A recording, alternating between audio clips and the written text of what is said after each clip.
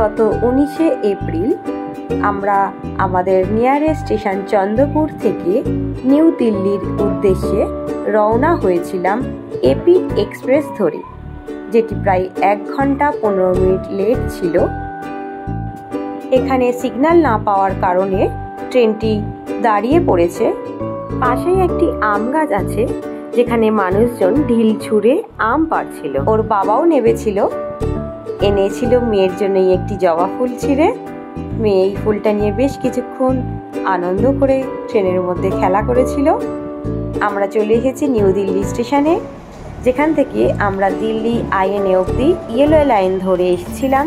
তারপরে এখান থেকে পিঙ্ক লাইন ধরে আমরা দিল্লি ক্যান্টনমেন্টের উদ্দেশ্যে যাচ্ছি। এখানে মেয়ে খুব এসে মজা পেয়েছে, কারণ ওর এটা প্রথম মেট্রো রেল চড়া, আর ছোট্ট ছোট্ট পিঙ্ক পায়ের ছাপ যেটির ওপর দিয়েই ও হেঁটে আসছে। ওকে যত বলছি এদিক দিয়ে হাঁটতে, ও অন্য দিক দিয়ে হাঁটবে না, ওই পিঙ্ক পায়ের ছাপের ওপর দিয়েই হেঁটে আসছে। আবার কখনো দৌড়ো দৌড়ো বাবার কাছে আসছে। ওর এই সুন্দর মুহূর্তগুলো আমি ক্যামেরা বন্দি করে রেখেছিলাম, যেগুলো আমি আপনাদের সাথে শেয়ার করতে চলেছি। ভালো লাগলে আপনারা অবশ্যই আমার চ্যানেলটি সাবস্ক্রাইব করবেন, লাইক করবেন এবং শেয়ার করবেন। আর এই এসকেলেটর চড়াতে তো ভীষণ মজা পাচ্ছিল। এক সময় তো এমনিতেই বলছে চলো আমরা আবার যাই, এসকেলেটর দিয়ে ওপরে উঠি, আবার এসকেলেটর দিয়ে নিচে নামো। আবার যেখানে যদি কখনো এসকেলেটর না থাকে ওর মনটা খারাপ হয়ে যাচ্ছে, কেন নেই এখানে এসকেলেটর, কেন নেই। নতুন পরিবেশে এসে ওর যে আনন্দ, যে খুশি, তা দেখতে আমাদেরও ভীষণ ভালো লাগছিল। আমরা চলে এসেছি দিল্লি ক্যান্টনমেন্টে। সেখান থেকে আমরা একটি টোটো ধরে চলে এসেছিলাম আমরা এই গেস্ট হাউসে, যেটি ওর বাবা আগে থেকেই অনলাইনে বুকিং করে রেখেছিল। আপনারা এখানে আসতে চাইলে অবশ্যই আগে থেকে অনলাইনে রুম বুক করে রাখবেন। আর ঠিক তরুষ সৈনিক আরাম ঘরের অপোজিটেই যে দিল্লি ক্যান্টনমেন্টের বেস্ট হসপিটাল এটি অবস্থিত। এখানে বহু পেশেন্ট পার্টি আসেন, এখানে ট্রিটমেন্ট করান এবং ওনারা থাকেন। স্টেশন থেকে এটি হাঁটা পথ ডিস্টেন্স। আমাদের লাগেজ থাকায় তাই আমরা প্রথমবার টোটো করে এসেছিলাম। এখানে আমাদের আস্তে আস্তে সকাল 8:30 পৌনে 9টা বেজে গেছিলো। তারপর কিছু অফিসিয়াল প্রসিডিওর মেনটেন করে আমাদের রুমের চাবি দিয়ে দেন ওনারা। আমরা রুমে যাই, রুমে গিয়ে ফ্রেশ হই, কিছুক্ষণ বিশ্রাম নিই। তারপর আমরা দুপুরবেলা এখানে চলে আসি লাঞ্চ করার জন্য।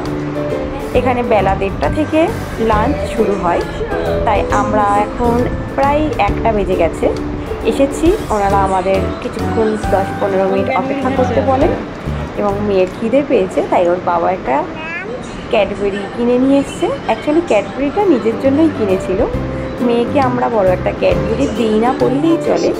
এবার বাবার থেকে অর্ধেকটা ও নিয়েছে। মেয়ে যেটুকু খাওয়ার খেয়েছিল, তারপর বাকিটা আমি খেয়ে নিয়েছিলাম।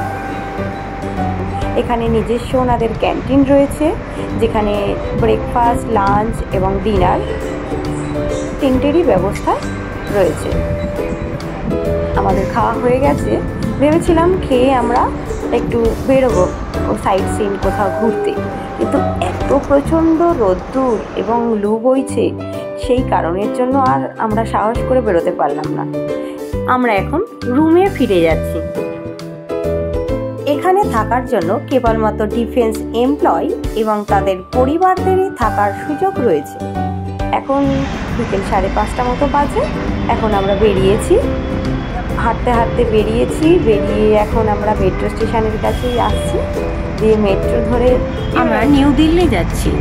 আসলে আমরা ঘুরতে যাচ্ছি। এখানে শুনছি প্রচণ্ড ঠান্ডা, মাইনাস টেম্পারেচার। ওর বাবা আমাকে বলেছিল অল্প হালকা সোয়েটার নিলেই হবে, তো সেই হিসেবে অল্প হালকা পাতলা সোয়েটার নিয়েছিলাম। এখন সোয়েটার কিনতে হবে, তাই মেনলি আমরা জ্যাকেট বা সোয়েটার কিনতে যাচ্ছি। চলে এসেছি আমরা এখন মেট্রো স্টেশনে। এখন মেট্রো ধরে আমরা এখন যাচ্ছি নিউ দিল্লি।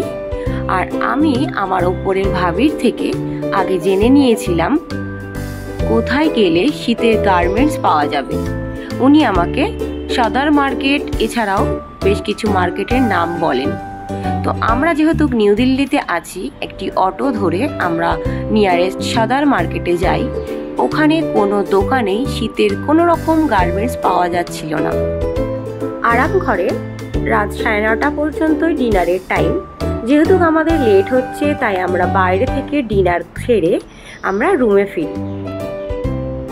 নেক্সট দিন মানে 21শে এপ্রিল আমরা ফের আবার বিকেল 5টার পর বা 5টার দিকেই আমরা বেরিয়ে দিল্লি ক্যান্টনমেন্ট স্টেশনে আসি।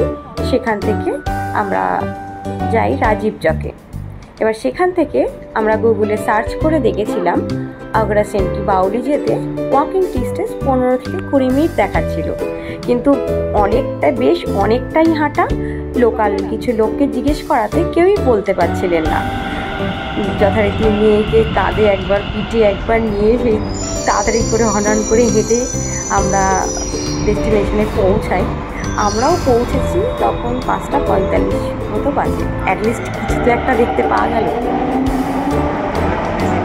এখানে মেট্রো পরিষেবা ভীষণ ভালো। প্রতি 2 মিনিট অন্তরই একটি করে মেট্রো চলে আসছে স্টেশনে। এটি অল স্টপেজ, পুরো দিল্লি শহর জুড়েই এই পরিষেবা। অবশেষে আমরা আগ্রাসেন কি বাউলিতে পৌঁছে গেছি,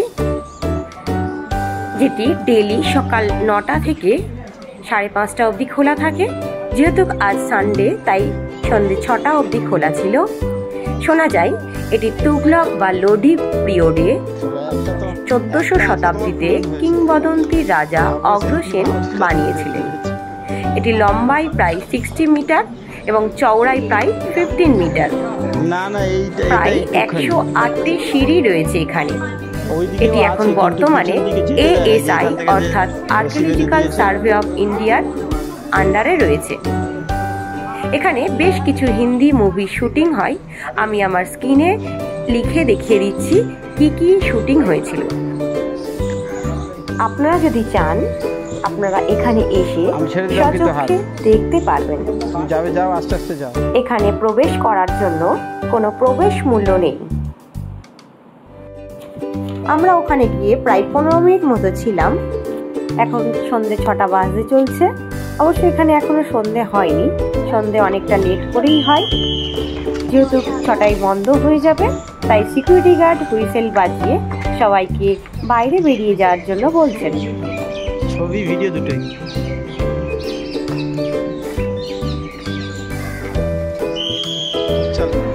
আমরা এখন এসেছি পালিকা বাজারে।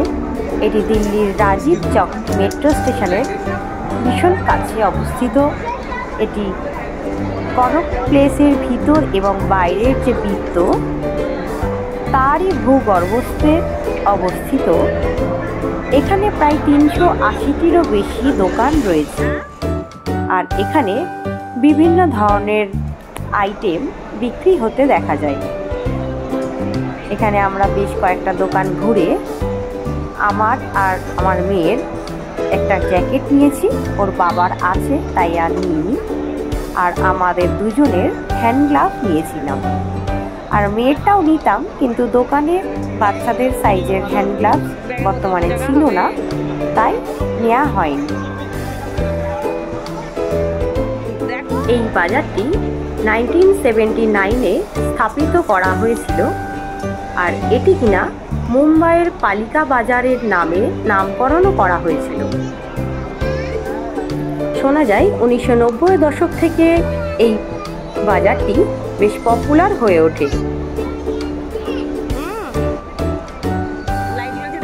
এবার আমরা রুমে ফিরে যাব। আমরা এখন দিল্লি ক্যান্টনমেন্ট স্টেশন থেকে ওয়াকিং ডিস্টেন্স আরামঘর। আমরা এখন হেঁটে হেঁটে রুমে ফিরছি। আর মেয়ে তার বাবার কোলে পিঠে উঠে হাসি মজা করতে করতে ফিরছে। আমরা প্রায় কাছাকাছি চলে এসেছি। এই লেফট সাইডে এটি হলো আরামঘরটি। আর যার সামনে দিয়ে হাই রোড রয়েছে, এখান দিয়ে অনবরত গাড়ি চলেই যাচ্ছে। আমরা চলে এসেছি রুমে, আর আমাদের রুমের ব্যালকনি থেকে তোলা এই ভিউ। সামনেই বিশাল জঙ্গল, অন্ধকার, আর এই টিনের যে শেডটি দেখতে পাচ্ছেন এটি হলো হাইড্রেন। আর রোডের অপোজিটে যে ছোট ছোট লাইট দেখতে পাওয়া যাচ্ছে ওটাই হলো দিল্লির বেস ক্যাম্প হসপিটাল। আর এই এসির এইখানটায় একটা পাখি বাসা বানিয়েছিল। এখন 22শে এপ্রিল সকাল 5:30। দেখুন ব্যালকনি থেকে বাইরের ভিউটা কি অপূর্ব সুন্দর লাগছে দেখতে, মনে হচ্ছে যেন ড্রয়িং করা। আকাশটা দেখুন কি অপূর্ব লাগছে দেখতে। আবার দুটো ময়ূর এই জঙ্গলে ডাকছিল, তারা আপন মনে ঘুরে বেড়াচ্ছিল। ময়ূর দেখাবো বলে মেয়েকে যেই ঘুম থেকে তুলে ব্যালকনিতে গিয়েছি, তখন দেখি ময়ূর দুটো হাঁটতে হাঁটতে আরো জঙ্গলের গভীরে চলে যাচ্ছে। আমরা এখন বেরিয়ে যাব। আপনারা যদি কেউ এখানে আসেন, তাই একটু দেখাবো বলে আমি এই ভিডিও আপনাদের সাথে শেয়ার করতে চলেছি। দেখুন কি সুন্দর অ্যাটাচ বাথরুম পায়খানা। এখানে অল টাইম গরম জলের সুব্যবস্থাও রয়েছে। এছাড়াও এসি, টিভি, একটা পোর্টেবল ফিল্টার, টেবিল রয়েছে, ড্রেসিং টেবিল, বড় একটা আলমারি রয়েছে, একটা ছোট্ট ফ্রিজ রয়েছে যেটা আমাদের কোনো প্রয়োজন লাগেনি। আর সাথে একটি এই নিচে যে ক্যান্টিন রয়েছে, নিজস্ব ক্যান্টিন, তারই একটি মেনু কার্ড রয়েছে। আমি যখন সকাল 5:30টার সময় উঠেছিলাম, তখন ভোরবেলায় এই ব্যালকনি থেকে বাইরের দৃশ্যটা অপূর্ব সুন্দর লাগছিল। তখন ক্যামেরায় চার্জ না থাকার দরুন আমি সেটি ক্যামেরা বন্দি করতে পারি।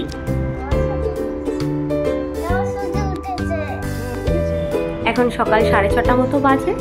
আমরা এখন রুম ছেড়ে নিচে চাবি জমা করে আর এখানে যে প্রসিডিওর আছে সেগুলো মেনটেন করে আমরা এখন বেরিয়ে যাব। আমরা দিল্লি ক্যান্টনমেন্টে যাব, দিয়ে ওখান থেকে আমরা মেট্রো ধরে দিল্লি এয়ারপোর্ট যাব।